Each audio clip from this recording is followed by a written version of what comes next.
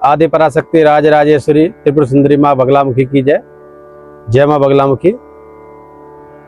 आज हम बात करेंगे माँ बगलामुखी के बारे में।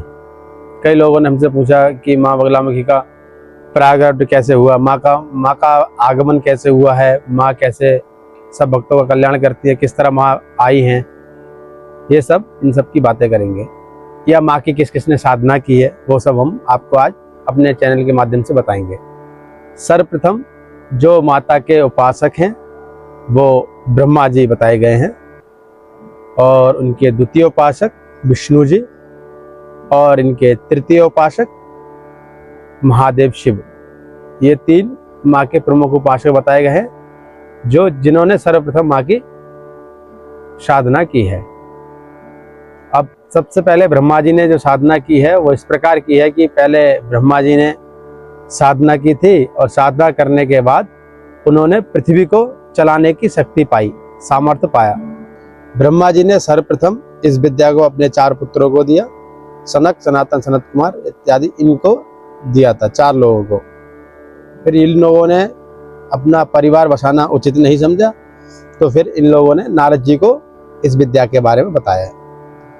फिर नारद जी ने भी परिवार नहीं बसाया, तो उन्होंने भी साख्यायन ऋषि को इस विद्या के बारे में बताया था, और साख्यायन ऋषि ने 36 अक्षर पाके इस जो विद्या है, इस पूरी विद्या को माँ बगलामुखी स्तंभन शक्ति विद्या जो है, इसको पूरा एक तंत्र ग्रंथ बना दिया। ये ब्रह्मा जी के वहां से शुरू हुआ, जो पृथ्वी लोक तक आया। अब हम बात करते हैं द्वितीय, जो नारायण के तरफ से है। भगवान विष्णु ने माँ जगदम्बा बगलामुखी की 400 साल तपस्या की थी।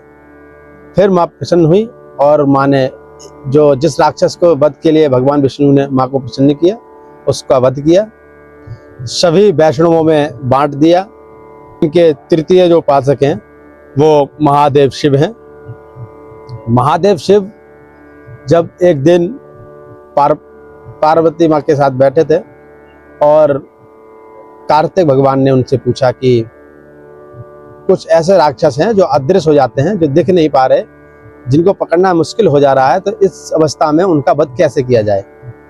तब भगवान शंकर ने भगवान कार्तिकेय को इस विद्या के बारे में बताया। उन्होंने बोला ये विद्या ब्रह्मास्त्र विद्या है। ये ब्रह्मास्त्र विद्या इस प्रकार है कि अगर तुम इसका जो है उच्चारण करोगे और इनकी जो साधना करोगे, साधना करने के बाद आप जिसके ऊपर भी इसको छोड़ोगे वो स्तंभन हो जाएगा, उसका हिलना भी बंद हो जाएगा। तो इस तरह फिर आपके सामने ना कहीं जा पाएगा, ना कुछ कर पाएगा, तो आप इस अवस्था में उसका वध कर सकते हैं। उसके बाद भगवान शंकर ने भगवान परशुराम को इस विद्या के बारे में बताया था। भगवान परशुराम ने फिर इस विद्या को आचार्य द्रोण को बताया था, और आचार्य द्रोण ने अश्वत्थामा को और अर्जुन को बताया था, जो ब्रह्मास्त्र के रूप में इन लोगों को प्रदान हुआ था। च्यवन ऋषि को बताया, जो हमारा गोत्र है, च्यवन ऋषि जो हमारे पूर्वज माने जाते हैं गोत्र के हिसाब से, उनको इस विद्या के बारे में बताया। फिर भगवान परशुराम ने आचार्य द्रोण को इस विद्या के बारे में बताया, और आचार्य द्रोण ने अश्वत्थामा को बताया, और फिर आचार्य द्रोण ने इस विद्या को अर्जुन को बताया। और उधर भगवान परशुराम ने इस विद्या को अंगराज कर्ण को भी बताया था। ऐसा शास्त्रों में वर्णन किया गया है। इस प्रकार माँ की जो उत्पत्ति हुई, माँ को जो मतलब महान जो लोग हैं, जो उपासक हैं, वो इस प्रकार हैं।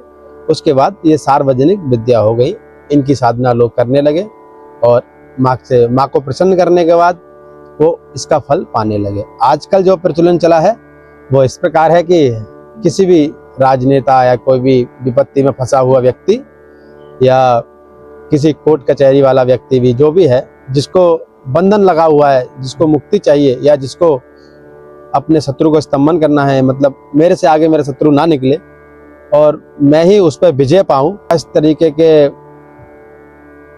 समावेश में इन विद्याओं के जो साधक हैं उनको बुलाया जाता है और इनकी साधना कराई जाती है। तो आज का उद्देश्य इतना ही है कि माँ बगलामुखी के बारे में जिसको जानना है वो ये वीडियो जरूर देखें, और इस चैनल को सब्सक्राइब करें, लाइक करें। इससे हम आपको और वीडियोस प्रोवाइड करेंगे। जय माँ बगलामुखी, जय माँ बगला।